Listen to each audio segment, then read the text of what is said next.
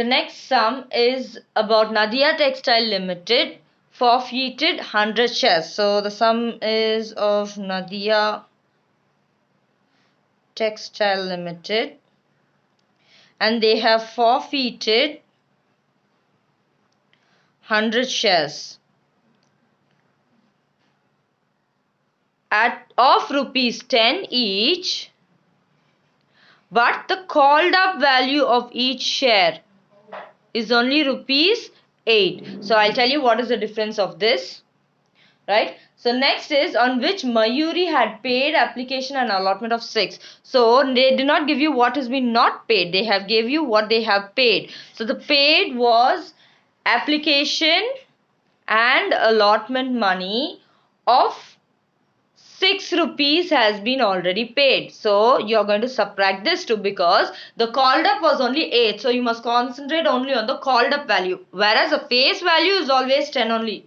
But now for this particular shareholder, they have called up only 8 rupees as the face value for that particular shareholder.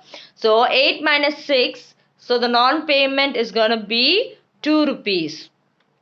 So they did not pay 2 rupees. So when it is application and allotment is over, the rest is going to be call. So they did not pay the call money of rupees 2.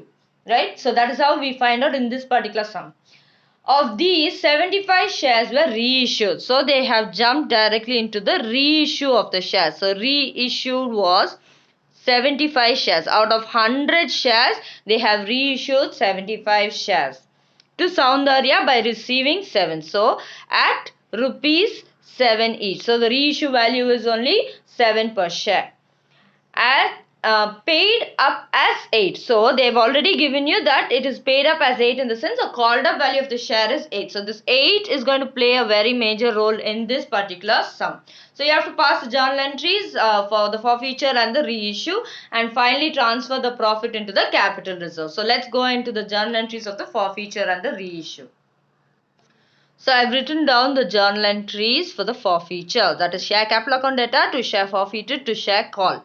So you must keep in mind what was the basic sum which is given to you, the basic items which are given in the sum. So they have said that 100 shares were forfeited. So I write 100 for all the 3 items. When you take share capital, usually we'll write the face value, because the face value usually will be the called up value. But here they have clearly mentioned the called up value as 8. So you're going to do the sum with 8. So wherever you have share capital, you're going to put 8 only, and you will not use 10 in this sum.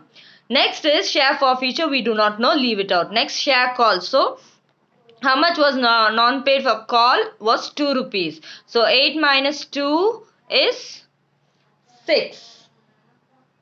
So you're going to multiply and you're going to write it. So 8 into 100 is 800. 100 into 6 is 600, and call money of 200. When I add it up, my debit is equals to my credit. Next, I have to write down the reissue entry. So next, this is my reissue entry. So 75 shares were reissued. So I write 75 for all. So out of the 75, they have reissued for 7 rupees. So the bank will be for 7 rupees. I told you for share capital you must always use the 8. So 8 minus 7 is going to be 1. So multiply and write it in the appropriate tabular column. So 75 into 7 is going to be 525. 75 into 1, that is also a debit, share forfeiture, that is 75. So when you add it up, you will get 600. That is 75 into 8 is going to be 600. So your debit is equals to your credit. Next, we have to do the capital reserve. First, give the journal entry for the capital reserve, and simply we are going to do the working note. So the capital reserve entry is going to be shares forfeited account data to capital reserve. So now we are going to look into the working note. This is not necessary. You need not enclose this in the sum, but for your reference you have to do that. So before going into that, we are going to see the 3 items which is very essential to do the working note. That is per value share of the forfeiture, how much of shares were reissued, and the reissue value of the share. So these 3 are going to be important. So first, So this time I'm not going to write any of the statements. So directly I'm going to do with it. So reissued shares were, number of shares reissued was 75 into forfeiture, the value of share is, per value of share is 6.